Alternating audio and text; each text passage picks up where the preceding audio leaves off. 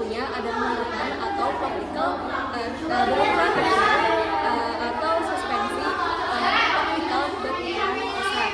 Didasarkan pada bahan bakunya, pembuatan koloid dapat dilakukan dengan dua cara. Yang pertama ada kondensasi, yaitu cara pembuatan koloid dari partikel kecil atau larutan menjadi partikel koloid. Proses kondensasi ini didasarkan atas reaksi kimia, yaitu melalui reaksi redoks, reaksi dekomposisi rangkap, dan pergantian polaroid. Reaksi redoks, contohnya pembuatan sol balerang dari reaksi redoks antara gas H2S dengan larutan SO2. Persamaan reaksinya yaitu 2H2SG ditambah SO2 aki menjadi 2H2OI ditambah 3SS. Pembuatan sol emas dari larutan AuCl3 dengan larutan encer formalin HCOHO, persamaan reaksinya yaitu 2HuCl3 aki ditambah 3HCOHO ditambah 3H2OI menjadi 2AOS ditambah 6HCl aki ditambah 3HCOOH aki. Perkenalkan, nama saya Nadia reaksi hidrolisis. Contoh pembuatan sol FeOH3 dengan penguraian garam FeCl hingga bersamaan reaksinya adalah menggunakan air mendidih. FeCl3 aki tambah 3H2OL FeOH3S tambah 3HCl aki. C. Reaksi dekomposisi rangkap. Contoh pembuatan sol AS2S3 dibuat dengan mengalirkan gas H2S dan asam persenik H3SO3 yang encer. Persamaan reaksinya adalah 2H3SO3 Aq tambah 3H2SG. Pembuatan sol AgCl dari larutan AgNO3 dengan larutan NaCl3. Bersamaan reaksinya AgNO3 Aq tambah NaCl Aq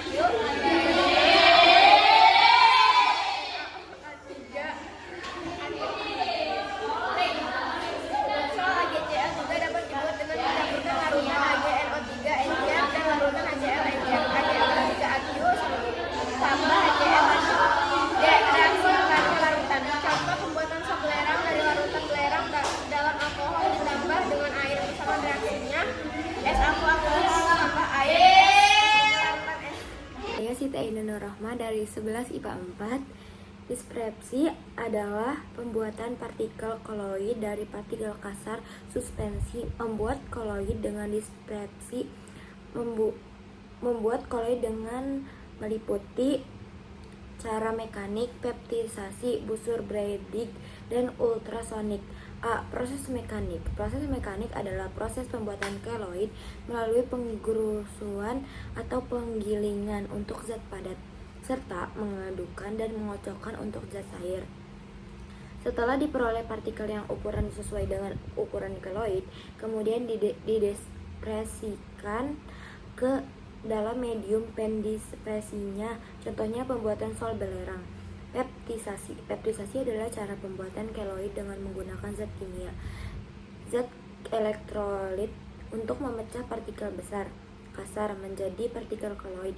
Contohnya proses pencernaan makanan dengan enzim dan pembuatan sol belerang dari endapan nikel sulfida dengan mengalirkan gas asam sulfida.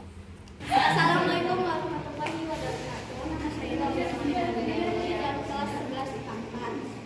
Saya akan menjelaskan tentang perbedaan sistem dispersi, suspensi, dan koloid. Dengan sistem dispersi adalah yang partikel-partikelnya, zat yang terdispersi dan partikel medium. Dan dispersinya tidak dapat dibedakan bahkan jika menggunakan dasar kimia. Sedangkan suspensi adalah sistem dispersi yang terdiri dari partikel-partikel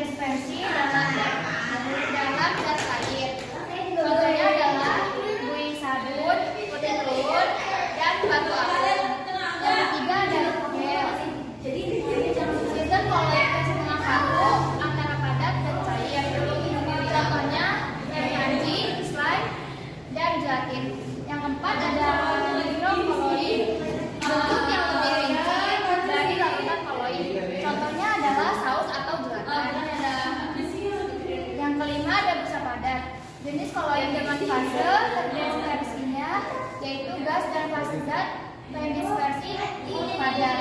Contohnya adalah karet busa dan besi. Assalamualaikum warahmatullahi wabarakatuh. Nama saya Zikra Zahia dari 11 IPA 4. Saya ingin menjelaskan saya akan menjelaskan ciri-ciri sistem koloid. Ciri-ciri koloid yaitu sebagai berikut. 1. Terlihat homogen bila dilihat mata, namun berbentuk heterogen bila diamati. Menggunakan mikroskop ultra, terdapat fase terdispersi dan medium pendispersi. Lalu ada partikel berdimensi antara 1 sampai 100 nm, bersifat stabil, tidak dapat disaring kecuali menggunakan alat penyaring ultra. Sekian dari saya.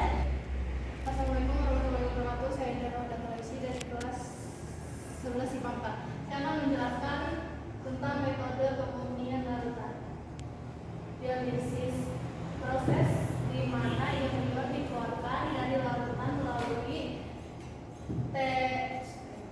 fenomena difusi melalui membran permeabel dan dicelupkan ke dalam air.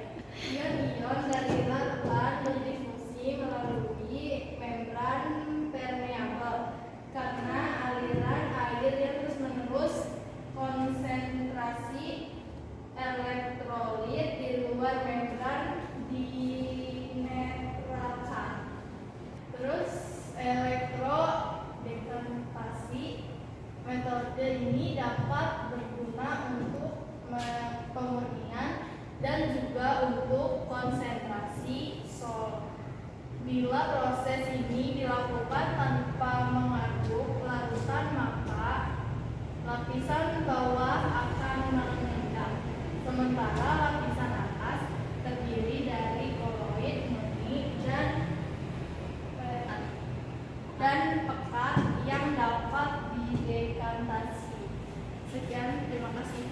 Assalamualaikum warahmatullahi wabarakatuh. Nama saya Abdul ingin menjelaskan apa yang dimaksud dengan koloid dan berikan contoh dalam kehidupan sehari-hari. Koloid adalah sistem dispersi yang terdiri dari partikel-partikel kecil yang terdispersi dalam medium pembawa. Koloid memiliki ukuran 1 nanometer hingga 1000 nanometer dan tersebar secara merata.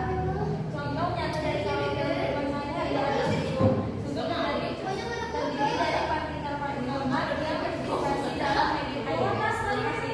Assalamualaikum warahmatullahi wabarakatuh. Nama saya Fitri. Saya koloid dapat menunjukkan efek Tyndall, yaitu kemampuan untuk menyebarkan cahaya saat cahaya mengelilinginya. Partikel-partikel koloid mengalami gerakan tak teratur yang dikenal sebagai gerak Brown. Hal ini terjadi karena adanya tumpukan antara partikel koloid dengan molekul pelarut di sekitarnya. Koloid cenderung memiliki stabilitas, yaitu partikel-partikel tidak dapat mengendap atau menggumpal. Ini disebabkan oleh adanya interaksi antara partikel koloid dengan medium pembawa. Iya, dari saya terima kasih. Assalamualaikum warahmatullahi wabarakatuh. Saya Miss Rahma dari kelas 11 IPA 4 akan menjelaskan kesimpulan darinya. Kesimpulan AGCI termasuk koloid jenis sol karena merupakan padatan yang terdispersi dalam cairan. Berdasarkan sifat absorpsinya, AGCI termasuk sol yang biar berarti partikel AGCI tidak mengabsorpsi molekul cairan pendispersinya. Sol AGCI dapat dibuat dari larutan AgNO3. Enzim direaksikan dengan larutan NaCl atau HCl. Enzim melalui cara kondensasi dengan reaksi dekomposisi rangka AgNO3 buka kurung aktif tutup kurung tambah NaCl buka kurung aktif tutup kurung sama dengan AgClS tambah NaNO3 aktif. AgNO3 aktif tambah HCl buka kurung aktif tutup kurung sama dengan AgCl buka kurung S tutup kurung tambah HCl3 buka kurung aktif tutup kurung. Sekian dari saya. Terima kasih.